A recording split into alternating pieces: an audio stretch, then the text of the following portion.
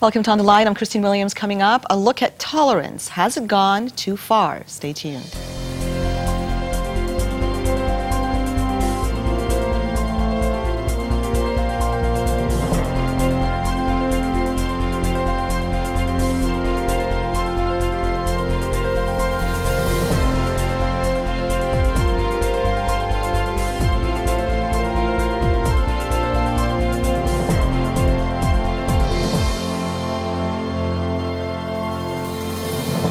Tolerance has always had controversial meaning. It's a word that evolved out of discrimination toward identified groups.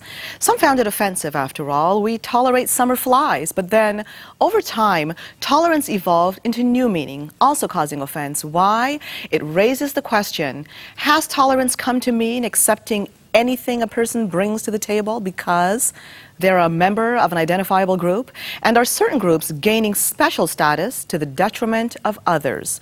Those are the questions we're posing to you today and to my guest, Howard Rotberg. Howard is an author and retired lawyer who has raised much controversy. He has returned his degrees to the University of Toronto in protest of Israel Apartheid Week. And he has authored a novel, The Second Catastrophe, critical of radical Islam, that Howard says was essentially banned in Canada. Today we're covering another one of his books, Tolerism, The Ideology Revealed. Once again, our lines are open for you to call in at any time with any of your comments. Howard, it's great to have you back with me. It's nice to be here. You cover such a broad spectrum when it comes to the central word tolerance. I'm going to start this by, like I mentioned in the introduction, how it started out, and in your opinion, how it evolved. Let's hear it in your words. Well, tolerance means, if you look it up in the dictionary, a sympathy or an indulgence for views, beliefs that are contrary to your own. And of course, sympathy for people who believe differently is good. The question is, what about indulgence? What does indulgence mean? And indulgence, if you look it up, means a taking pleasure in something, and that you therefore understand that those who are indulging those who have the most opposite views, who are taking the most violent and anti-liberal views, becomes a problem. The evolution of tolerance as a concept is that it became something called toleration that the philosophers talked about, and I discuss in the first part of my book the great philosophers like Karl Popper and John Rawls and some of their predecessors. Suffice it to say that Karl Popper, who lived during the Nazi era and the era of communism, was faced with trying to decide what are the limits of tolerance or toleration.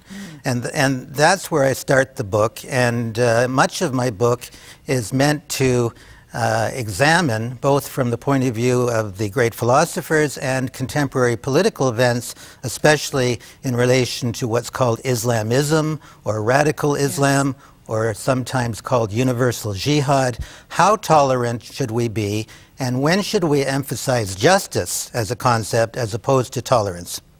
Huge issue facing Canada today. Yes. And because we're an open line show, we've discussed a lot of these issues, as you know, and showed you headlines involving them, and many of you have become rather passionate about it. And before we move on to discuss it, I'd like to show you the book that author Howard Rotberg has authored, Tolerism, The Ideology Revealed.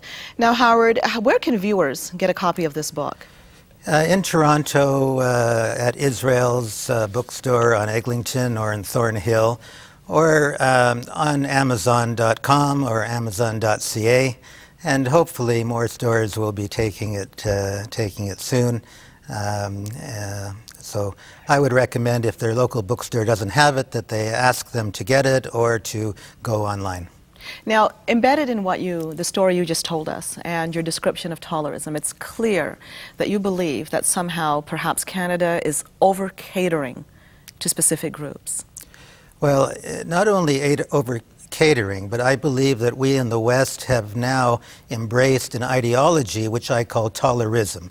And tolerism is an excessive deference to tolerance as a policy and a failure to set limits on where the tolerism should take us, and a failure to emphasize traditional Judeo-Christian values based on the Torah, on the 5 books of Moses, and based on the American Constitution, which flowed out of that. The Founding Fathers had certain values about of justice, and the Judeo-Christian religions have certain values about good versus evil.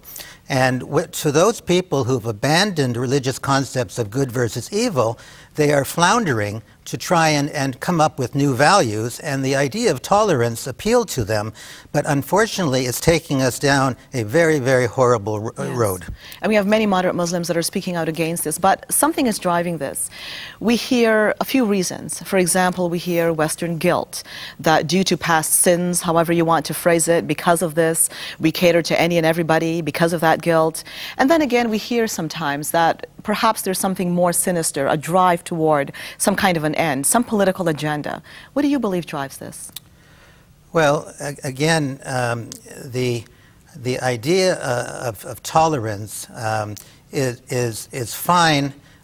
My generation that came of age in the late 60s, we pursued, not me personally, but as our demographic group, pursued all kinds of social liberation, whether it was innocuous things like long hair, to trying marijuana, and you know, opening up respect for gays and other social issues. We've taken that pretty far. Today you can look on your computer and see things that nobody would ever see when I was growing up. Now the problem is that when you've taken all these social tolerances to the limit, people without values have assumed that political tolerance should be the same thing, that we should tolerate any deviancy, and if we don't agree with it, those, of course, are the ones that are most relative to tolerance, because you tolerate pain, you don't tolerate pleasure. So we're talking about things that are a threat to us.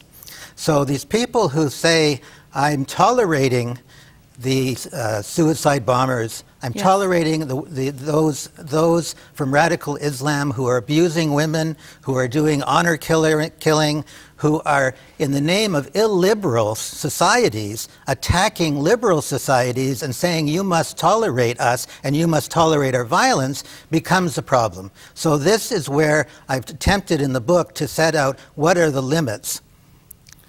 Is it too late to try to fight these elements that you talk about? For example, let's look at radical Islam, for example. And we made no secret of it here. We ran, as I mentioned to you before, a series, and it wasn't back-to-back about radical Islam in our country. On one of the panels, we featured an exclusive Muslim group. We had 3 people on that described what was going on in the mosques, what was being preached, the hate. And that was a very productive show, and the feedback that we had was enormous, which I found it very refreshing that Canadians, by and large, we all care, it would seem, that we don't want to see any violent form of Islam come into this country. And it's not something that we want to feed into. However, there tends to be this gray area that people don't quite understand what's going on between the surface. Some people even say, well, we're looking too much in every corner, looking for forces that don't even exist. How do you define these types of boundaries to give people a better understanding as to what the threat is to our historical foundations? Okay. The threat is that when intolerant people threaten through violence the tolerant, just society we have, we're at a point of having to take action. So basically, the great philosopher Karl Popper said, you know, in order to keep tolerance, when we're threatened seriously, not just by some kook, but we're seriously threatened by a group that is gaining power and is threatening to take away liberties for our women, for our children, our political, our rights of free expression, all of those things. When this becomes a serious threat, we have to take action. Now, Canadians are good people. Yes. I love Canadians in general, even at the same time as I feel that my future and my children's future in this country is being threatened.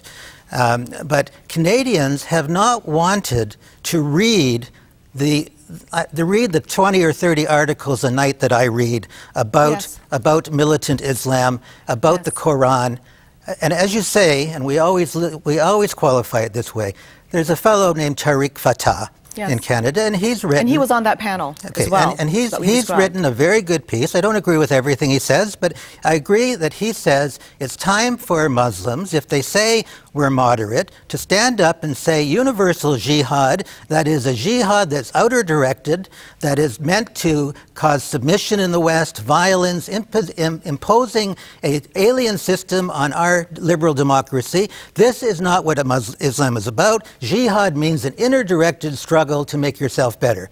To the extent that the Islamic Society of North America or any other Muslim groups do not say this, we have a problem. And in the issue of the day, which is the mosque at 9/11's site, unfortunately, the man who's behind this mosque does not say these sort of things, has links to organizations and funds that come from most radical sources.